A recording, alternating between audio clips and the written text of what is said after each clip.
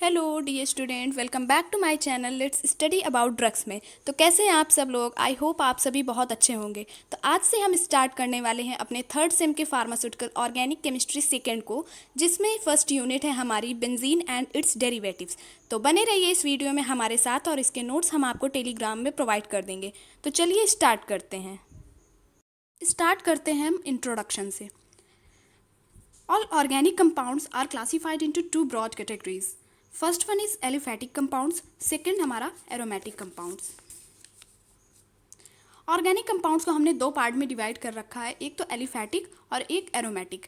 Aliphatic ऐसे compounds होते हैं जिनमें कोई भी रिंग स्ट्रक्चर फॉर्म नहीं होता है, ठीक है। वो या तो स्ट्रेट चैन के फॉर्म में होंगे या फिर ब्रांच चैन के फॉर्म में होंगे। Saturated and unsaturated. सैचुरेटेड मतलब सिंगल बॉन्ड कंटेन कर रहे हैं, अनसैचुरेटेड मतलब डबल या फिर ट्रिपल बॉन्ड। तो ये सारी प्रॉपर्टीज़ हमारी एलिफैटिक की हैं। एरोमेटिक कंपाउंड्स क्या होते हैं? एरोमेटिक वर्ड जो है ये हमारा ग्रीक वर्ड से डिराइव हुआ है, जिसका मतलब होता है एरोमा। एरोमा मीन्स ऑर्डर या फिर smell.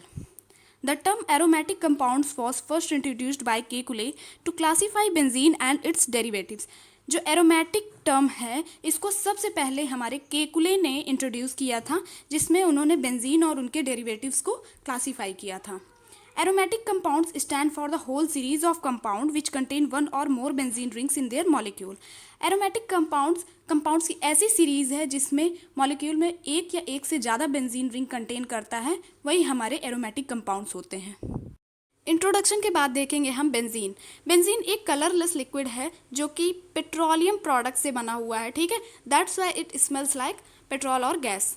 It is highly flammable liquid जिसका बॉइलिंग पॉइंट 80 डिग्री सेल्सियस है और मेल्टिंग पॉइंट 5.5 डिग्री सेल्सियस है।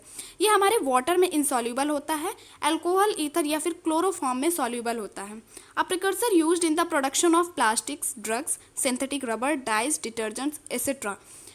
प्लास्टिक के प्रोडक्शन के लिए एज अ स्टार्टिंग मटेरियल हम इसे यूज़ करते हैं, सिंथेटिक रबर बनाने में या फिर डाइज, डिटर्जेंट या फिर ड्रग्स के प्रोडक्शन के लिए भी इसे हम यूज़ करते हैं। बेंजीन एक नेचुरल कॉन्स्टिट्यूएंट ऑफ पेट्रोलियम है, मीन्स इसे हम नेचर से ऑब्टेन करते हैं और इसका यूज़ अब बहुत ज़्यादा कम हो चुका है बिकॉज ऑफ बीइंग कार्सिनोजेनिक, क्योंकि ये कैंसर जैसी डिजीज़ कॉज करता है। That's why it's use is now limited. Its vapor form are highly toxic which on long term inhalation can cause liver damage and leukemia. इसकी जो vapour form होती है बहुत ज़्यादा टॉक्सिक होती है और अगर हम इसे लंबे समय तक इनहेल करते हैं तो ये हमारी लीवर डैमेज या फिर ल्यूकेमिया जैसी डिजीज़ कॉज करता है। ल्यूकेमिया। बेंजीन और उसके जो भी डेरिवेटिव्स है ये हम ऑब्टेन करते हैं कोल तार से या कोल गैस से। Structure of benzene. बेंजीन के स्ट्रक्चर को हमने दो पार्ट में डिवाइड किया है according to the syllabus, Kekule structure and resonance structure. Kekule के स्ट्रक्चर के अकॉर्डिंग 1865 में ऑगस्ट केकुले ने सजेस्ट किया कि बेंजीन का स्ट्रक्चर जो होता है वो साइक्लिक प्लेनर स्ट्रक्चर होता है, मतलब रिंग फॉर्म में होता है। प्लेनर स्ट्रक्चर मतलब sp2 हाइब्रिडाइज्ड होता है और उसमें 6 कार्बन प्रेजेंट होते हैं और हर कार्बन के साथ एक हाइड्रोजन अटैच्ड होता है और उसमें अल्टरनेट बॉन्ड्स भी होते हैं, मीन्स एक सिंगल, एक डबल, सिंगल, डबल, इस तरह करके अल्टरनेट डबल बॉन्ड्स होते हैं, ठीक है। और उस थ्योरी के अकॉर्डिंग उन्होंने उसका नेम भी दिया जो कि है 135 साइक्लोहेक्साट्राईन। केकुले ने ये स्ट्रक्चर दिया, मीन्स 6 कार्बन प्रेजेंट है इसमें, ठीक है। हर कार्बन से एक हाइड्रोजन अटैच्ड है और अल्टरनेट फॉर्म में बॉन्ड्स लगे हुए हैं, ठीक है। इस स्ट्रक्चर को हम ऐसे भी रिप्रेजेंट कर सकते हैं। अब हम देखेंगे कि केकुले स्ट्रक्चर की थ्योरी कहाँ पर फेल हो गई, means limitations of Kekule structure. First, according to Kekulé structure of benzene, two orthoisomers of dibromobenzene are exist, but in generally, benzene forms only one orthodibromoबेंजीन product. इसमें ये बताया गया कि अगर हम बेंजीन की रिएक्शन ब्रोमीन के साथ करा देते हैं इन द प्रेजेंस ऑफ FeBr3 तो हमारे दो ऑर्थो आइसोमर निकल के आएंगे, ठीक है। लेकिन इन जनरली ऐसा नहीं था, हमारा सिर्फ एक ही प्रोडक्ट मिलता था हमें, ऑर्थो डाइब्रोमोबेंजीन प्रोडक्ट। इसमें आप देख रहे होंगे दोनों आपको सेम लग रहे होंगे, लेकिन इसमें लिटिल बिट एक डिफरेंस है। ये जो दो Br लगे हुए हैं इनके बीच में एक डबल बॉन्ड है और यहाँ पर दो Br के बीच में एक सिंगल बॉन्ड है, ठीक है। तो इन्होंने बताया कि दो ऑर्थो आइसोमर हमारे ऑब्टेन होंगे, लेकिन यहाँ पर सिर्फ एक ही ऑर्थो डाइब्रोमोबेंजीन प्रोडक्ट हमें ऑब्टेन होगा।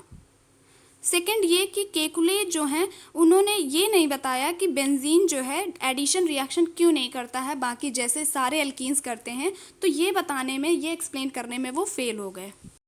अब हम बात करेंगे अपने डेरिवेटिव्स ऑफ बेंजीन की। डेरिवेटिव्स ऑफ बेंजीन को हमने फर्दर 3 पार्ट्स में क्लासीफाई किया है, mono, di and poly substituted benzene. Mono substituted derivatives of benzene are those in which a hydrogen of the ring is replaced by another substituent.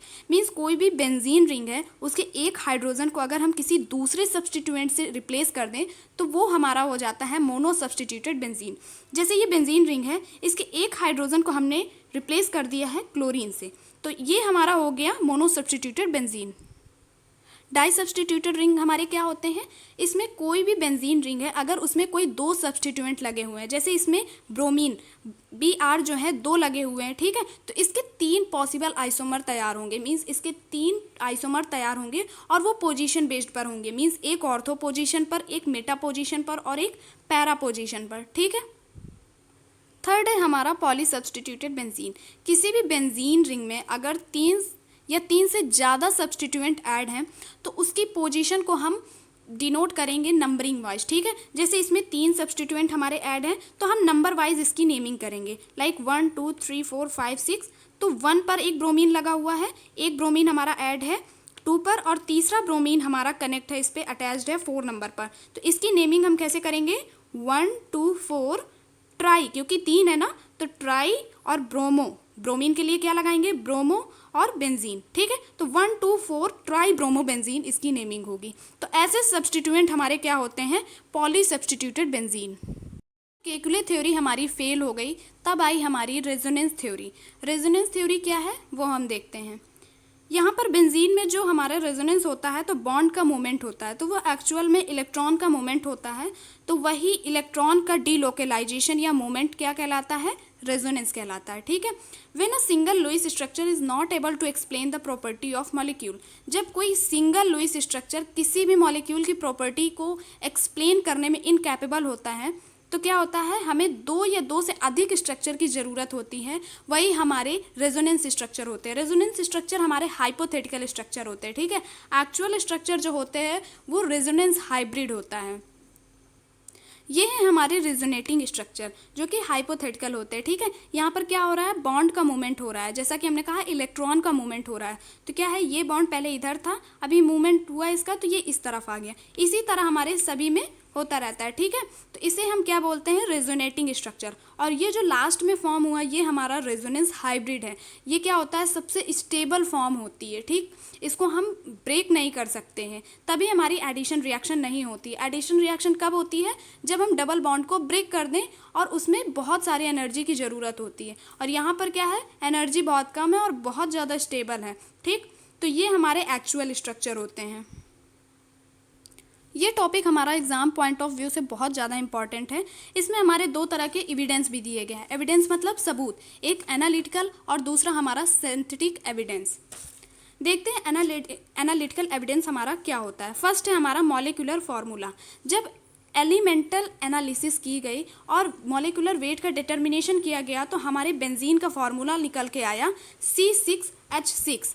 This indicates that benzene was highly unsaturated compound, और ये indicate करता है कि benzene बहुत ज़्यादा unsaturated compound है जब हम इसको एन हेक्सेन से कंपेयर करें। तो बेंजीन का मॉलिक्यूलर जो फार्मूला होता है वो एल्कीन, एल्कीन्स या फिर एल्काइन से सिमिलरिटी या फिर रिजेंबलेंस शो नहीं करता है, ठीक है ना।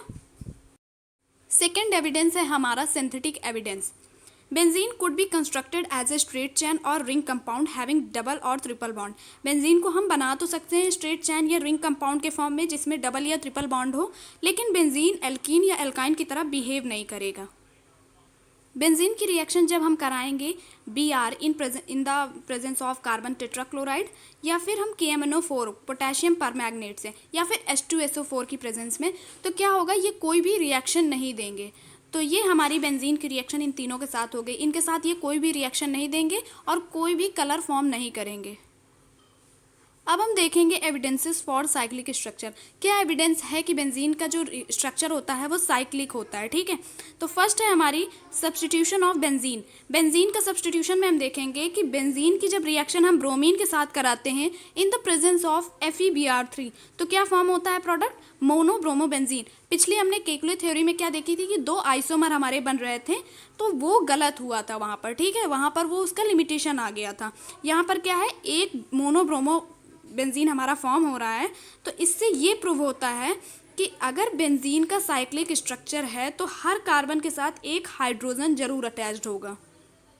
तो एक तो ये एविडेंस हो गया हमारा साइक्लिक स्ट्रक्चर का। सेकंड है हमारा एडिशन ऑफ हाइड्रोजन। अगर हम बेंजीन में 3 मोल्स ऑफ हाइड्रोजन को ऐड कर दें in the presence of nickel catalyst तो हमारा क्या देगा, साइक्लोहेक्सेन का प्रोडक्ट हमें मिलेगा। ये एविडेंस हमारा कंफर्म करता है कि बेंजीन का जो स्ट्रक्चर होता है वो साइक्लिक फॉर्म में होता है, ठीक है। And shows the presence of 3 carbon double bond carbon. जो भी बेंजीन के स्ट्रक्चर में हमारे कार्बन कार्बन के बीच में डबल बॉन्ड होते हैं, ठीक है, वो 3 होते हैं, अल्टरनेट पोजीशन पर लगे होते हैं, उनकी प्रेजेंस को शो करता है। अब हम आगे देखेंगे orbital picture of benzene. The structure of benzene is best described by modern molecular theory. जो बेंजीन का स्ट्रक्चर है उसको हम मॉडर्न मॉलिक्यूलर ऑर्बिटल थ्योरी के थ्रू अच्छे से डिस्क्राइब कर सकते हैं। All 6 carbon atoms in benzene are sp2 hybridised. Benzene के स्ट्रक्चर में जो 6 कार्बन एटम्स होते हैं वो sp2 हाइब्रिडाइज्ड होते हैं। The carbon carbon sigma bond and carbon hydrogen sigma bond, मतलब जो कार्बन कार्बन के बीच में हमारे हाइब्रिडाइजेशन होता है वो sp2 हाइब्रिडाइज्ड होते हैं, और कार्बन हाइड्रोजन के बीच में sp2s ओवरलैप होता है, मतलब एक तरह से sp2s हाइब्रिडाइज्ड होते हैं, ठीक है। अगर किसी भी कार्बन में हमारे 3 लोब बने हुए हैं, ठीक है, तो उसका मतलब है ये sp2 हाइब्रिडाइजेशन है यहाँ पर। और उससे अगर एक H अटैच्ड है, अगर एक, तो इसे हम क्या बोलेंगे, S बोलेंगे। तभी ये कार्बन और हाइड्रोजन के बीच में क्या है, sp2 बॉन्ड है, हाइब्रिडाइज्ड है, सॉरी। और यहाँ पर क्या है, कार्बन कार्बन के बीच में sp2 हाइब्रिडाइजेशन है।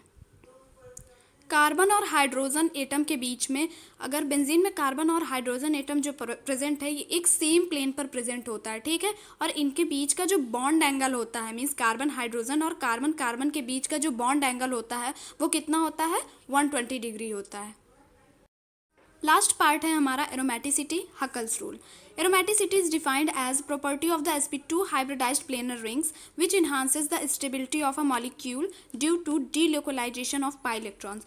क्या होता है कि जब पाई इलेक्ट्रॉन्स का मूवमेंट होता है हमारे, तो उसमें वो क्या करते हैं, उसकी स्टेबिलिटी को बढ़ा देते हैं, इन्हांस कर देते हैं। जैसे जो बेंजीन का स्ट्रक्चर है उसमें क्या होता रहता है, कंप्लीट कॉन्जुगेशन होता रहता है ना, मूवमेंट होता है पाई इलेक्ट्रॉन्स का, तो वो सबसे स्टेबल कंपाउंड माना जाता है। हमारा जो बेंजीन का स्ट्रक्चर होता है वो सबसे स्टेबल होता है। आगे देखेंगे हम हकल्स रूल। 1931 में एक जर्मन हमारे केमिस्ट रहे जिनका नाम था हकल। उन्होंने एक थ्योरी को प्रपोज किया जो कि एरोमेटिसिटी को डिफाइन करती थी, ठीक है। अब हम देखेंगे कि एरोमेटिसिटी के लिए क्या क्राइटेरिया होने चाहिए। कोई भी कंपाउंड तभी एरोमेटिक कंपाउंड होगा जब वो ये 4 प्रॉपर्टीज़ को फॉलो करेगा। मींस अगर एरोमेटिक कंपाउंड है तो वो फर्स्ट चीज़ क्या होनी चाहिए, साइक्लिक होना चाहिए, मतलब रिंग स्ट्रक्चर होना चाहिए उसका। दूसरा क्या होना चाहिए, प्लेनर होना चाहिए, मतलब sp2 हाइब्रिडाइज्ड होना चाहिए। तीसरा, ये हकल्स रूल को फॉलो करता हो। एंड फोर्थ, कंप्लीट कॉन्जुगेशन होना चाहिए, मतलब इलेक्ट्रॉन्स का मूवमेंट होना चाहिए, ठीक है। इसका एक हम क्वेश्चन देख लेते हैं। जैसे ये बेंजीन का स्ट्रक्चर है, इसमें हमारे कितने बॉन्ड है, 3 हमारे पाई बॉन्ड हैं। तो एक पाई बॉन्ड का मतलब 2 इलेक्ट्रॉन, ठीक है। तो 3 पाई बॉन्ड मतलब 6 इलेक्ट्रॉन। हकल्स रूल का फॉर्मूला एरोमेटिक कंपाउंड के लिए क्या है, 4n+2 पाई इलेक्ट्रॉन, ठीक है। तो पाई इलेक्ट्रॉन की जगह हम वैल्यू क्या रख देंगे, 6, और इसे सॉल्व करेंगे तो हमारा आंसर आएगा n=1। अब हम देखेंगे एरोमेटिसिटी के टर्म्स। एक तो हमारा एरोमेटिक कंपाउंड होता है, दूसरा हमारा एंटी एरोमेटिक कंपाउंड, और तीसरा हमारा नॉन एरोमेटिक कंपाउंड। वैसे तो हमारे सिलेबस में सिर्फ एरोमेटिक कंपाउंड के बारे में है और हकल्स रूल हमें पढ़ना है, ठीक है, लेकिन हम फिर भी देख लेते हैं। एरोमेटिक कंपाउंड में क्या होना चाहिए, साइक्लिक होना चाहिए, प्लेनर होना चाहिए, जितने भी कार्बन एटम्स है बेंजीन में वो sp2 हाइब्रिडाइज्ड होने चाहिए, हकल्स रूल को फॉलो करें। और एरोमेटिक कंपाउंड के लिए फॉर्मूला क्या है हकल्स रूल का, 4n+2 पाई इलेक्ट्रॉन, ठीक है, यहाँ पर n है। डीलोकलाइजेशन ऑफ इलेक्ट्रॉन, इसमें मूवमेंट होता है इलेक्ट्रॉन का। एंटी एरोमेटिक में क्या होता है, सारी चीज़ें सेम होती है, बस हकल्स रूल का फॉर्मूला हमारा क्या है, चेंज है। इसका फॉर्मूला है 4n पाई इलेक्ट्रॉन। ओके, इसमें भी हमारे मूवमेंट होता है इलेक्ट्रॉन का। नॉन एरोमेटिक में सारी चीज़ें चेंज होती हैं। ये दोनों साइक्लिक होते हैं और ये हमारा नॉन साइक्लिक होता है, नॉन प्लेनर होता है। इसमें हमारा sp3 हाइब्रिडाइज्ड होता है, मीन्स sp3 हाइब्रिडाइजेशन होता है। हक्कल्स रूल ये फॉलो नहीं करता है और कोई भी मूवमेंट नहीं होता इसमें इलेक्ट्रॉन का। तो ये है हमारा unit first benzene and it's derivative का पार्ट फर्स्ट। इसके नोट्स आपको टेलीग्राम चैनल पर मिल जाएंगे। Thanks for watching the video. I hope आपको ये वीडियो पसंद आएगा।